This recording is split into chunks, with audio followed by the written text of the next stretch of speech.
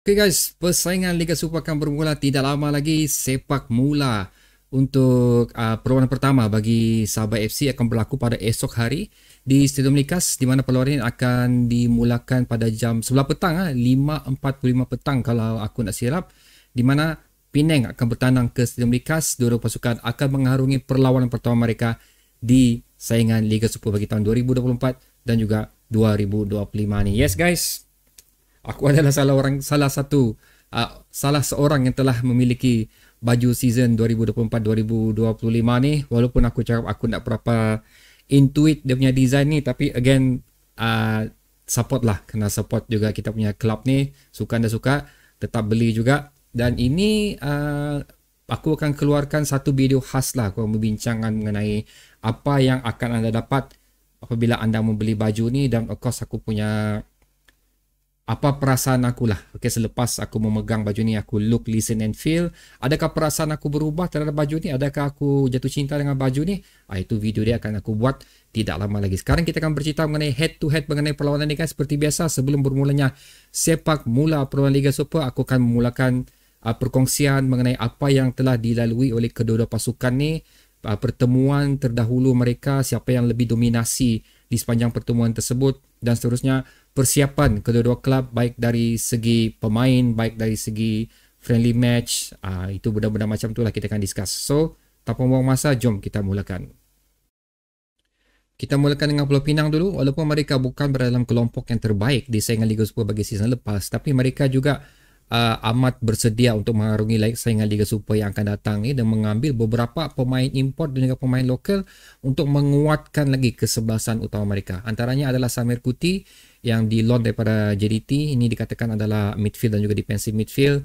Seterusnya ada Richmond yang di loan, ini adalah pemain import yang di loan daripada Selangor, dan seterusnya pemain import baru mereka ialah Neto, Rodrigo Diaz dan juga Rafael Vito. Kebanyakan pemain import untuk Penang ni baru hadir 1 bulan lepas, tetapi aku ingatkan sekali lagi, mereka ni telah melalui beberapa siri perlawanan persahabatan yang bagi aku cukup kompetitif juga, kerana tim-tim yang mereka lawan ni berada di saingan Liga Super. Walaupun hampir kesemua keputusan yang mereka lalui itu tidak memihak kepada mereka, jurulatih Ahmad Rizal amat berpuas hati dengan apa yang ditampilkan oleh pasukan Penang setakat ni. So, manakala Sabah FC pula guys, seperti mana yang kita tahu, kita pun kurang sangat untuk perlawanan kompetitif ni. Tapi walau macam mana pun, apa yang ditampilkan untuk saingan SMJ Cup ni, sekali lagi aku belum berpuas hati. Even kalau kamu tengok statement yang dikeluarkan oleh Ong Kim Sui sendiri pun, beliau pun tidak berapa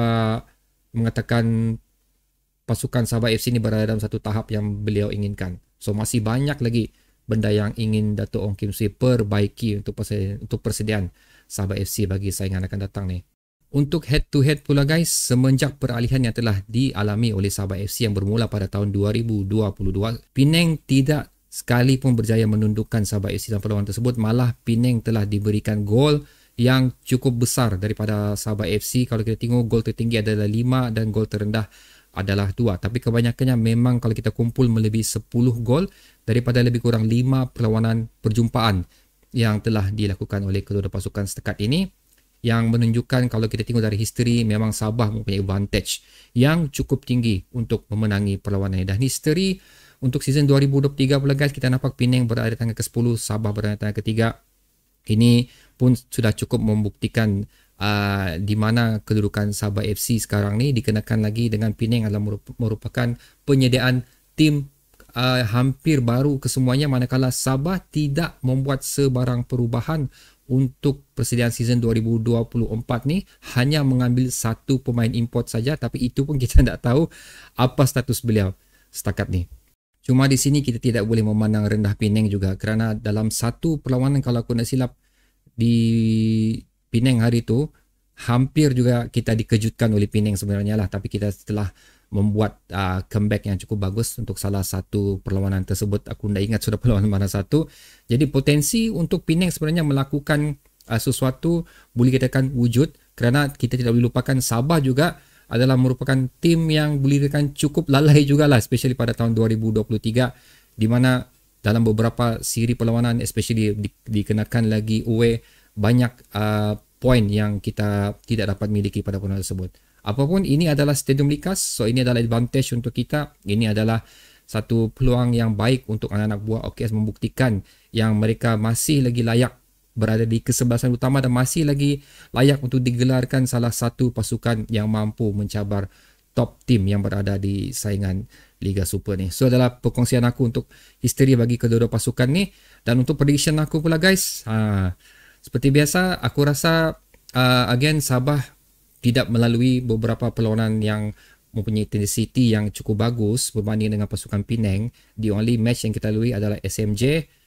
Itu pun SMJ kita tahu, kamu boleh tengok video tu apa yang terjadi dalam perlawanan tu. Aku risau aku punya komen di sini, kalau kamu mau tahu lebih lanjut kamu boleh tengok video tu.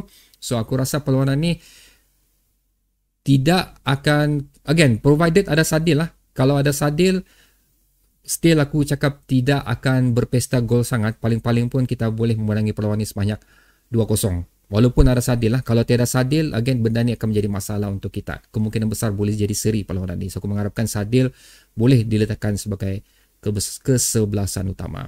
So apa pendapat kamu pula guys mengenai perlawanan ni? Sila tekan komen kamu di ruang komentar di bawah. Apapun minta maaf pasal lama aku nak buat head to head ni. So macam aku nak berapa tangkap sangat dia punya rhythm. InsyaAllah video selepas ni dia akan jadi lebih baik lah. So kita berjumpa lagi di video seterusnya guys. Assalamualaikum.